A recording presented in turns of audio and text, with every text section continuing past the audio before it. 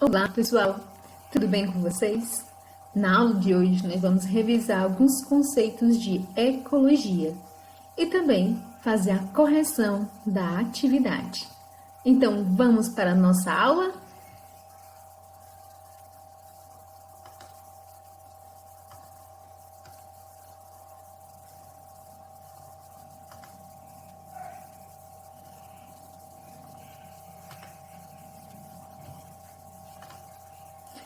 Bem, pessoal, quando se trata de ecologia, nós vamos estudar a relação entre ambiente e os seres vivos.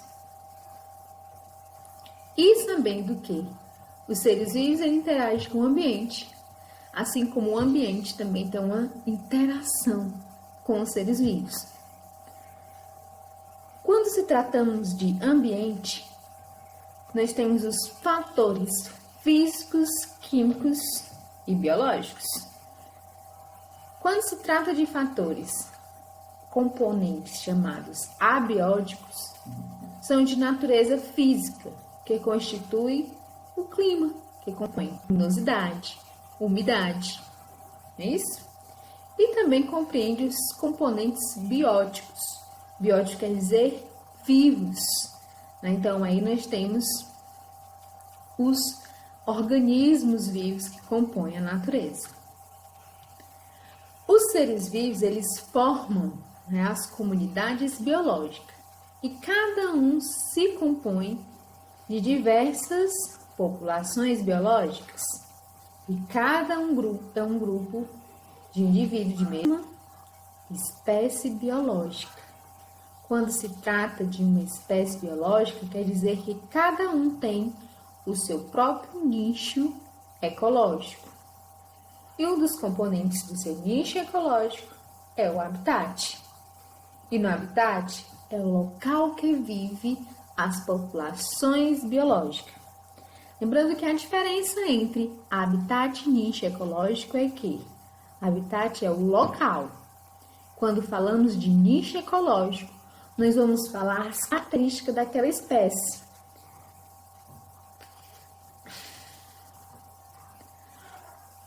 As comunidades biológicas, elas compõem os ecossistemas, que juntos, em conjunto, constituem a biosfera. Isso, onde os seres vivos estão inseridos. Quando se trata de ecologia, nós também estudamos a cadeia alimentar. O que nós encontramos nessa cadeia alimentar? É uma sequência de alimentação e ela é formada por produtores, consumidores, que podem ser primários, secundários e terciários, e pelos decompositores.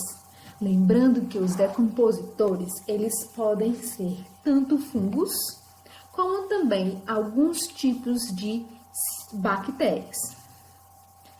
As cadeias, elas se ligam a outras e formam a teia alimentar, do qual todos os organismos vivos estão inseridos. Na ecologia, nós já vimos que tem fatores bióticos e abióticos. Os bióticos, seres vivos, e os abióticos, não vivos. Exemplos aqui nós já falamos: animais, plantas, algas, protozoários, fungos, não vivos, fogo, água, os minerais, não é isso? Dentro da ecologia, nós podemos observar as relações ecológicas. E elas podem ser de forma harmoniosa e desarmoniosa. Harmoniosa quer dizer, vem harmonia, que os dois vão estar se beneficiando. Que pode ser mutualismo, onde os dois se beneficiam, comensalismo, onde um se beneficia e para o outro não tem interferência, e protocooperação. A diferença de mutualismo para protocooperação é que no mutualismo está dentro do corpo de um ser vivo. Tá? Já na relação desarmônica, pode ser o parasitismo, embora a gente saiba que alguns parasitas demoram a dar prejuízo ao seu hospedeiro, mas existem plantas, tá? Como também micro-organismos, como também vermes, que fazem o papel de parasitas. E o predatismo, que nós temos aí o predador. E também a competição. Essa competição ela pode ser dada por diversos fatores externos ou internos. Por exemplo, em uma manada, aquele que se diz o chefe vai brigar com aquele outro macho, né, para poder impor a sua autoridade. Mas também no momento de falta de alimento, também pode haver competição naquela mesma espécie. Lembrando que essa competição ela pode ser tanto na mesma espécie, como entre espécies diferentes, tá? Isso a gente vai estudar mais detalhado mais à frente. Bom, então agora nós vamos para a nossa atividade, né? Aqui ele pergunta o seguinte: quais são as características do fluxo de energia nos diversos ecossistemas, tá? Pessoal, quando a gente trata de fluxo de energia, nós estamos falando aqui um pouquinho da cadeia alimentar, tá? A energia vital, digamos assim, ela vem de onde? Vem do Sol. A energia, ela vem do Sol e ela é captada pelos vegetais. E assim, há uma energia utilizada pelos vegetais. Essa energia ela pode ser transferida de cada nível trófico, né? Dos produtores para os consumidores e decompositores. Quando a gente fala de fluxo de energia, essa energia que vai passar de um ser vivo para outro. O ser vivo vegetal ele produziu, através da fotossíntese, energia, que vai passar para o coelho. O coelho, ao se alimentar, também vai produzir energia, que vai passar aí para esse outro animal aí. Parece um tigre. Que depois pode ser consumido, né, por um gavião, suas carnes, não é isso? Então, veja só. Só que essa energia, pessoal, ela também é gasta, não é isso? O próprio animal faz as suas excretas, também gasta energia para se movimentar. Ela é de modo unilateral, mas ela vai se perdendo a cada nível, por isso que ela é considerada decrescente. Então, aqui nós temos o item A, unidirecional e decrescente. Os seres não são entidades isoladas, eles interagem em seu ambiente com os outros seres como compostos químicos. Eles são afetados pelas funções desse ambiente, qual é o sistema marinho, assinale a alternativa correta. Os planos e planos representam o pessoal vazou, quer dizer, animais. Esses animais aqui eles não são fotossíntese, então eles não são organismos autótrofos. Então, aqui começa errado. B. Os consumidores secundários desses mares são representados principalmente pelos peixes. Logo, isso é verdadeiro. C. No ambiente marinho não existem decompositores. Imagine aí se não tivesse decompositores no ambiente marinho, né? Claro que, lógico, existem, né? Então, não, né? As diatomáceas são os principais representantes do zooplâncton. Não sei se vocês se lembram, mas quando nós estudamos as diatomáceas, elas são algas.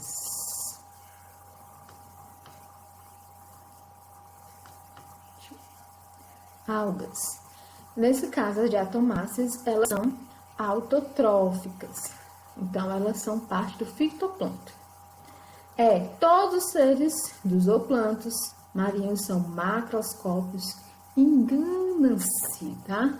Os zooplâncton, eles podem ser microscópicos, onde só pode mesmo realmente ser visto com o uso de um microscópio, viu? Assim, existe, por exemplo, determinados tipos de crustáceos que estão dentro dos zooplâncton. 3. Quando nos referimos ao ecossistema de um lago, dois conceitos são importantes: o ciclo de nutrientes e o fluxo de energia. A energia necessária aos processos vitais de todos os elementos desse lago é reintroduzida nesse ecossistema através de quem? Pessoal, olha, quando temos, né, uma cadeia alimentar, que é o caso aqui que ele está falando, se é fluxo de energia, nós estamos falando de cadeia alimentar. A base de uma cadeia alimentar, ela vem de quê? De produtores. E os produtores vão ser sempre quem? Os seres que são autótrofos. O que significa ser autrótrofo? Que eles realizam fotossíntese, né? Ou também pode ser aqueles também que produzem quimiossíntese. Mas na maioria dos casos, nós estamos falando de energia, de fluxo de energia, então fotossíntese. Então aqui pela marcação, é o item C, pelo processo fotossintético. Questão 4 tem o seguinte: leva atenção ao texto a seguir. Todo ano o ciclo da vida se repete no Pantanal mato-grossense. Durante a estação das chuvas, os rios transbordam e alagam os campos onde formam banhados, lagoas e corichos temporários. O gado é levado em comitivas para as partes altas. Aproveitando a inundação, os peixes saem dos rios e espalham-se por toda a área inundada. Quando as chuvas passam e os rios voltam aos seus leitos, milhões de peixes ficam aprisionados nas lagoas, e é um banquete para as aves, jacarés e arariranhas. Os pastos, renovados pela matéria orgânica trazida pela água, crescem verdes e atraindo cervos, capivaras e outros animais que convivem com o gado, os quais, por sua vez, atraem onça e jaguaratiricas. Com base no texto anterior, analise a alternativa que representa a cadeia alimentar, começando pelos produtores e terminando pelos consumidores secundários. Então, aqui nesse caso, nós falamos, dos pastos. Por que é os pastos? Esse ambiente é um local de pastos e é o ser fotossintetizantes. Então, poderia ser aí. Os pastos são atraídos por quem? Os pastos, Nós vimos aqui os pastos renovados. Ele atrai cervos e capivaras, Os pastos atraídos pelas capivaras. E depois vem o gado, e quem vai consumir as capivaras vai vir as onças. Então, nesse caso aqui, nós temos o item B, pastos, capivaras e onças. Isso de acordo com o texto, tá bom? Item 5, última questão. O homem está ocupando o nível trófico em que há maior aproveitamento de energia fixada pelos produtores, quando escolher como cardápio. Pessoal, a gente só vai consumir grande energia quando nós estamos consumindo os produtores, ou seja, alimentos de origem vegetal. Então, nesse caso aqui tem a carne com creme de leite. Carne já não é primário, Se fosse carne bovina, vai ser secundário. O leite, também secundário, que vem do gado leiteiro, não é isso? O peixe com camarão. O peixe é secundário. O camarão também. Frango com toicinho. Frango, secundário, Que se alimenta de milho. A base é milho. Com toucinho. Toucinho é de origem de quê? Animal, que é do porco. Então, porco, ele é secundário, que também vai se alimentar de milho, por exemplo. Pão com geleia de frutas. Frutas são os seres fotossintetizantes. O pão é de origem do trigo. Então, nesse caso, o item D. Ovos com queijo. Ovos é oriundo de aves. Secundário. Queijo é um derivado de leite. Leite do gado leiteiro, secundário.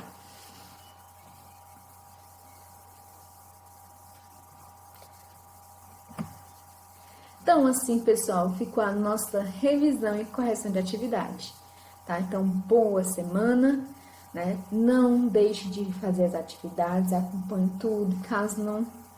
Caso de dúvida, procure no privado. Caso vocês precisem conversar com alguém, também pode procurar-me no privado. Abraços e beijos e tenha um bom dia.